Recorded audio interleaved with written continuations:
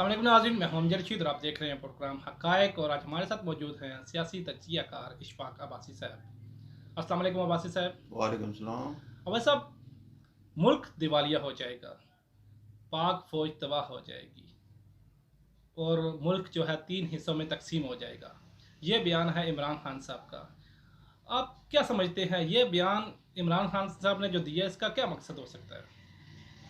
देखिए जी, ये जो बयान है ये मुल्क के लिए बड़ा ख़तरनाक है और ये ऐसा लगता है जैसे ये ज़हनी मरीज़ बन चुका है।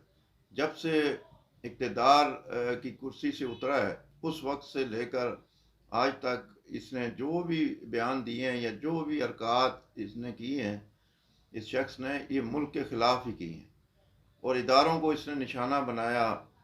पाक फ़ौज को, जर्नैलों को, अदलिया को, सियासतदानों को। और इसके दिल में या दिमाग में ये बात समा चुकी है कि एक मैं ठीक हूँ, बाकी सब गलत हैं। जो मेरे साथ है वो लोग ठीक हैं, बाकी सब गलत हैं। जो मैं कहूँ उसको कानून की हैसियत हासिल हो और जो कोई और कहे वो झूठा है।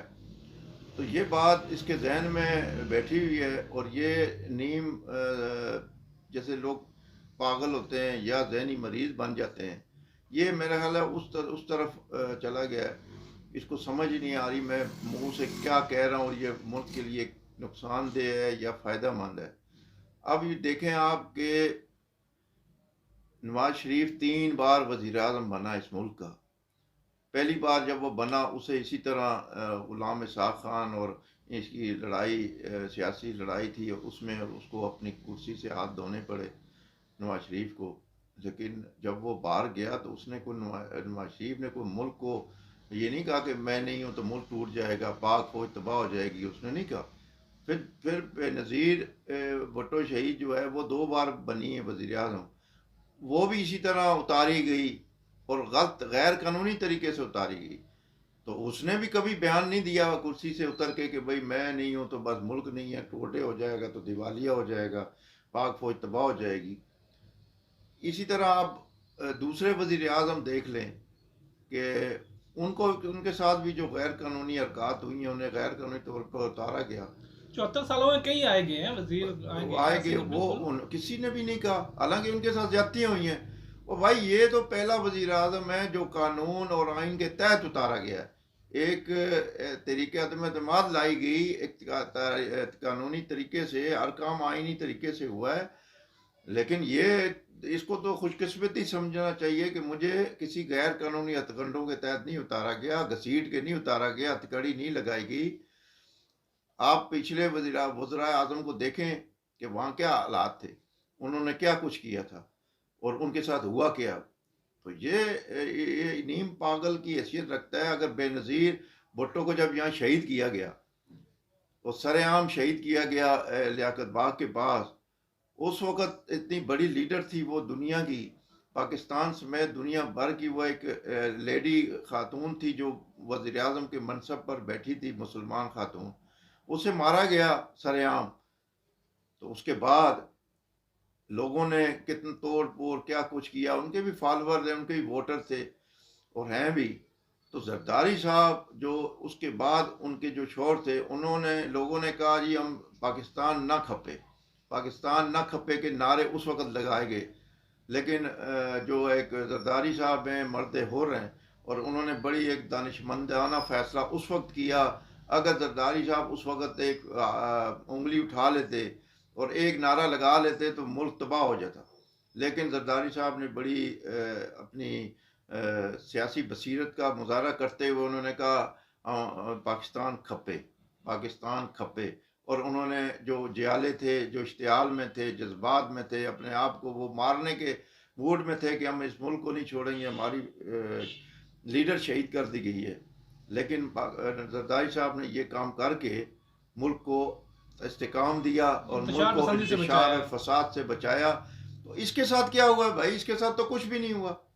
इसके साथ क्या हुआ है? इसको ना हथकड़ी लगी, ना इसको कई तारीखों पे जाना पड़ा, ना इसके साथ कोई करप्शन का कोई ऐसी बात इन पे कोई केस चल रहे हैं, ना कुछ और मामला है। तो इसको क्या मसला है? मैं समझता हूँ ये जो इस शख्स ने जो बयान दिए हैं ये गद्दारी के ज़िम्मे में आते हैं। अगर यही बयान नवाज शरीफ दे देता, शहबाज शरीफ देता, बिलावल भुट्टो जरदारी देते या कोई और, तो ये भी तो वो उसको फ़ौरन उसको अदालत नोटिस लेती। आज अदालत क्यों नहीं नोटिस ले रही? कहाँ मतलब सोई हुई हैं अदालतें, सत्तू पी के सोई हुई हैं कि भाई वो जो मर्जी कहता रहे, बाकी जो है आप नोटिस ले रहे हैं, बाकी हुकूमत जो काम करती है आप नोटिस ले लेते हैं। तो जब ये काम कर रहा है, इदारों पे हमले कर रहा है, और अब तो उसने मुल्क तक पहुंच गया है कि मुल्क टूट रहा है, और इंडिया में खुशियां मनाई जा रही हैं कि हमें तोड़ने की ज़रूरत ही नहीं है, इमरान खान खुद तोड़ने पे दर पे है। तो ये अदालतों को नोटिस लेना चाहिए। चीफ जस्टिस जो है उनका काम है कि वो इस पर नोटिस लें और इसे तलब करें और इससे वजाहत करें आपने किस हिसाब से बयान दिया है। आपको आप एक फॉलोअर हैं, आपके वोटर हैं, आप एक बड़ी पार्टी के सरबराह हैं, आपको ये जेब नहीं देता कि ऐसे मुल्क दुश्मन बयानात दें। तो चीफ जस्टिस साहब बैठे हैं, चुप करके बैठे हैं खामोश, वो दूसरी तरफ लगे हुए हैं, इलेक्शन कमीशन वाला दूसरा तीसरा, फिर फॉरेन फंडिंग केस इनका चल रहा है, उस पर कोई नोटिस नहीं है, वहाँ भी फैसला नहीं किया जा रहा है। इसको तो रिलीफ पे रिलीफ मिल रहा है, इनके लोगों को जमानतें मिल रही हैं भाई, और जबकि नून वाले लोगों को अंदर किया जाता था, कोई नोटिस नहीं होता था, कोई जमानत नहीं लेता था। आज तो देखें ना, वो आज शेख रशीद साहब की भी जमानत उन्होंने हाई कोर्ट ने, इस्लामाबाद हाई कोर्ट ने कहा इसको गिरफ्तार ना करो। इससे पहले हमाद अजहर को जमानत दी गई, फवाद चौधरी को दी गई। मतलब इनको तो अदालतें इदारे रिलीफ दे रहे हैं, जबकि ये गैर जानबदाराना रवैया अदालतों का ये माशरे में जो है ना अदम इस्तेमाल पैदा करेगा, और लोग देख रहे हैं, अवाम देख रहे हैं कि ये इदारे क्या कर रहे हैं। बस अब ये तो बात थी साबका हुकूमत की। अब जो है ना मौजूदा हुकूमत की तरफ आते हैं। मौजूदा हुकूमत ने क्या किया है, एक हफ्ते में 60 रुपये पेट्रोल महंगा कर दिए, बिजली 8 रुपये महंगी कर दी, और भी खाने पीने की अशिया आपको पता है महंगाई जो है ना, पहले तो आवाम महंगाई की चक्की में पीस रही थी, अब उन्होंने बिल्कुल ज़मीन के साथ लगा दिए। अब ये जो है इनके जो फैसले हैं, ये हुकूमत को किस तरफ लेके जाएंगे? नहीं, ये बिलाशुबा इसमें कोई शक नहीं कि एक जो इन्होंने फैसले किए हैं, जो एक हफ्ते में 60 रुपये पेट्रोल पे बढ़ा दिया, ये एक तारीखी फैसला इन्होंने किया है, और बड़ा अवाम के लिए बड़ा मुसीबत व परेशानी वाला फैसला है कि अवाम के लिए एक महंगाई का तूफ़ान आएगा, और उस महंगाई के तूफ़ान में कई लोग ख़ुदकुशियाँ करेंगे और कई लोग बर्बाद होंगे। देखिए ना, आप अगर महंगाई करते हैं, या आपको ये करना ही था, और ये जो मुआहदे थे ये पिछली हुकूमत करके गई थी पीटीआई की, तो वो इनको भुगतने पड़ रहे हैं। लेकिन अगर भुगतने ही पड़ रहे हैं, इनको पता था सब कुछ। जब पता था तो आपका काम है कि रोज़गार के मौके पैदा करें, ठीक है, मौके पैदा करें ताकि महंगाई का एहसास कम हो। आप जब अब एक बंदे के पास रोज़गार का मौका नहीं है, उसके पास मुलाजमत नहीं है, उसका कारोबार नहीं है, तो उसे तो महंगाई महसूस होगी। जब उसकी आमदन अच्छी होगी, उसका रोज़गार चलेगा, उसके कोई महंगाई महसूस ही नहीं होगी, चाहे आप पेट्रोल 500 रुपये लीटर कर दें। लेकिन जब आपके पास रोज़गार नहीं है, तो आपके पास 100 रुपया भी जो है वो भी आपके लिए तकलीफ दह साबित होगा। तो ये हुकूमत का बड़ा ही ज़ालिमाना फ़ैसला है। इस पर अवाम एहतजाज कर रही है, और ये मुस्लिम लीग नून के लिए कोई अच्छा साइन नहीं है। ये इनकी मकबूलियत में कमी आएगी, और पीटीआई ये ना समझे कि उनकी कमी आएगी और हमें हमारी तरफ लोग आएंगे। ये बात नहीं है। ये बात जो है ना, इस तरह नहीं हो ही नहीं सकता जिस तरह वो करने की कोशिश कर रहे हैं।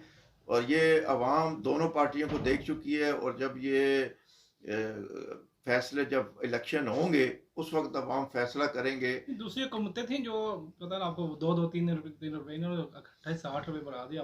जो हवाम तो बहुत परेशान है इस वजह नहीं, से। वो दो ढाई महीने से एक ही कीमत चली आ रही थी। उसी उसी 15-15 दिन के बाद इन्होंने बढ़ाने थे 4 रुपये 5 रुपये, उन्होंने पूरे 60 रुपये करने थे 2 ढाई महीने में। लेकिन वो चूँकि वो शहबाज शरीफ सऊदी अरब भी गए, तुर्की भी गए, दुबई भी गए, लेकिन उन्होंने इनकार हुआ। IMF के पास गए, उन्होंने कहा नहीं जी, हम नया माहदा नहीं करेंगे, उसी माहदे पे अमल करेंगे जो पीटीआई करके गई है। तो उस वजह से जब उन्होंने देखा कहीं से कुछ नहीं मिल रहा, और आगे इन्होंने अभी बजट भी देना है, तो बजट के लिए इन्हें पैसे दरकार थे, क्योंकि अभी बजट 8-10 तारीख तक आ जाएगा, तो उसके लिए उन्हें पैसों की ज़रूरत है, और डॉलर भी इनका ऊपर जा रहा था।